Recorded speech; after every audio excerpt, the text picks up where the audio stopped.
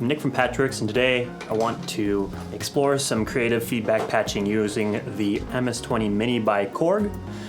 This was a recreation they did a few years back, but it's very faithful to the original MS-20.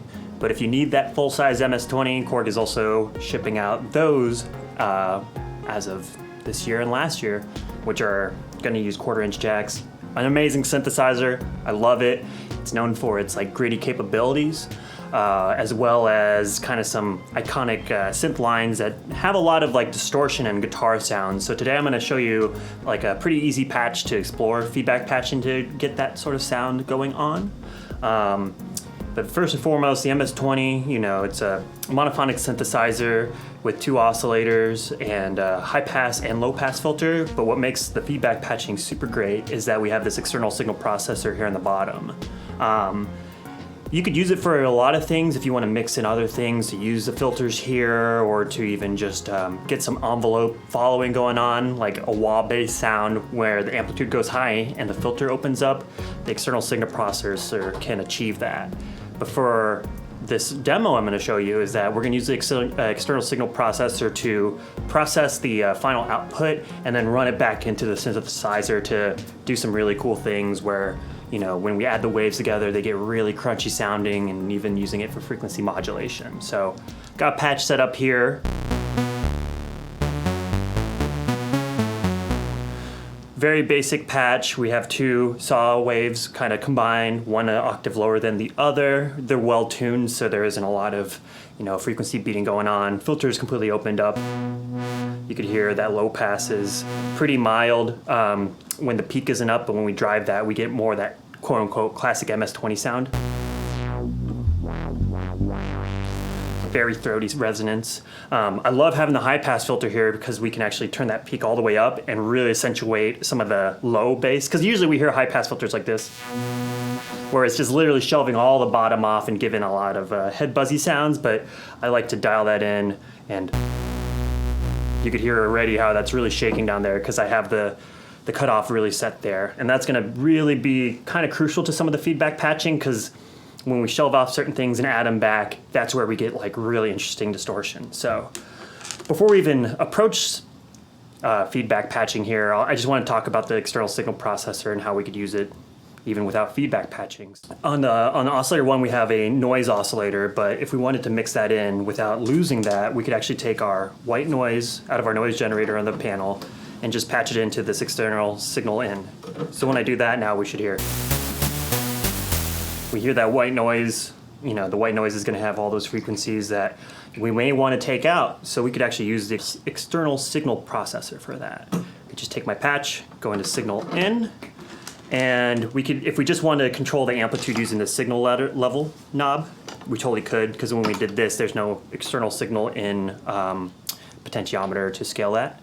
But then we have the bandpass filter with the low cutoff frequency and the high cut frequency. So I'm going to go out of that. So we go out, back into external in. When this is all the way up, we're just going to get what we heard before. And now we actually have amplitude control. But let's say, we want very high frequencies from that noise, because there are low ones there. We could just, low cut is going to be a high pass. So it's what part of the low signal you want to pull, and high cut is going to be a low pass. So a bit confusing there, but you can hear that doing a bit of shelving and then choking it completely. So, already we're using an external signal processor, but what I want to do, and what makes this easy with the MS-20, is that we have this signal out over here. The phones is going out to the mixer, and so we actually still have our whole complete signal coming out of the signal out to patch to other things. I'm going to take my white noise and actually swap that over for the signal out. And so I'm going to turn the signal level down so we get our original patch, and I'm going to turn signal level up so you could hear what happens when we start reintroducing that signal. And already right there you could hear how drastically it's, when we look at what we have here, it's really only the high parts of the sound. Our low cut's high and our high cut isn't too low. So when we turn that up, it sucks a lot of the low end out and it accentuates the top. Now let's hear what happens when I turn down that low cut and how the waves start really interfering with each other.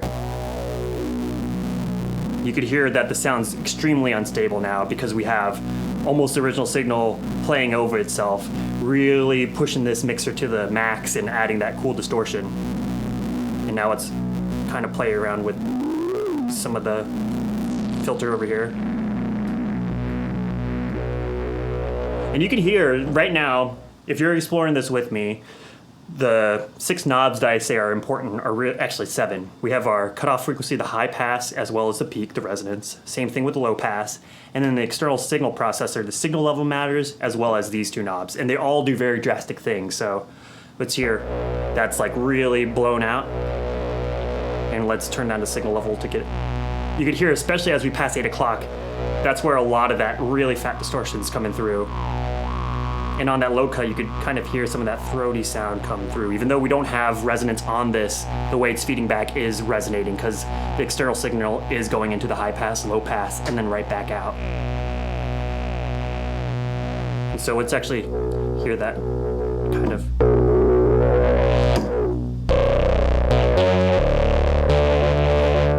I love it because it's just so unstable sounding.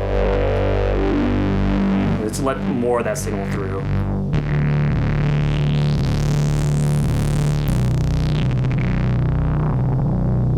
So this is distortion that we're creating without even using a distortion circuit. We are using the signal itself and some of the internal mixer to get some of the quality of sound here. But one other cool thing we could do, instead of feeding it back into the audio signal path, we feed back the signal through the frequency modulation bus. So this total in right here, right now is normal to, I believe, the triangle wave off of our modulator, or our modulation generator, our LFO. But I could overwrite that by taking this, plugging that into there, and now this is a cool trick, and you see some mods on recent synthesizers where you can actually pass the VCOs into the filter frequency modulation to really sharpen up the sound, to hear more of that filter sound. But since it's audio rate, it'll still sound very much in tune. So I have all my modulation channels turned down here. So again, this is going to be our clean signal. And now I'm going to just crank it up on the low pass filter.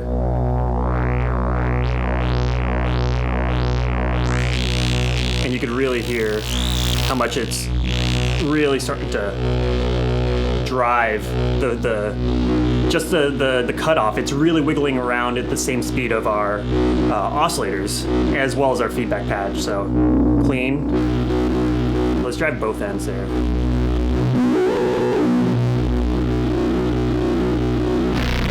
Okay, cool. So I just introduced, that's a really interesting spot. Right there, you know, it's not really quite meeting our high pass filter in terms of that feedback, but once we get right past it, it starts shattering the earth. Here, yeah, that's amazing.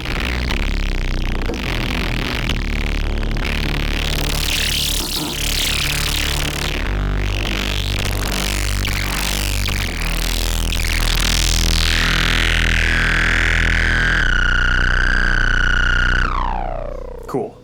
Sweet. So, you know, it was a pretty simple patch, but you could hear how much it's just like, you know, we love our distortion pedals, but exploring this actually on the kind of synth level, both either in the external mixing or even just using feedback modulation off of your, or frequency modulation with the feedback is an amazing thing to do.